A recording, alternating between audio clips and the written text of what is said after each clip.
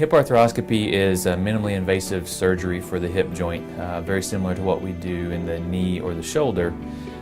It's just newer.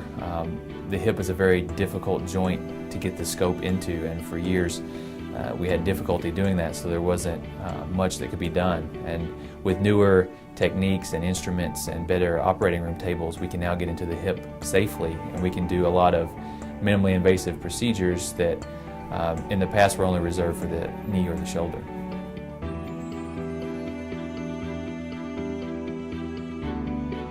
The hip is a very tightly constrained joint. It's a ball and socket joint.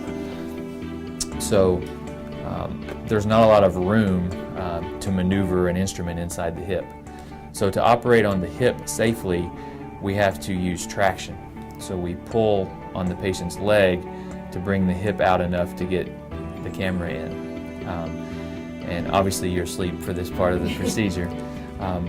But it was difficult at first to have the operating room tables that allowed us to maintain adequate traction and to safely enter the joint without doing damage to the cartilage surfaces.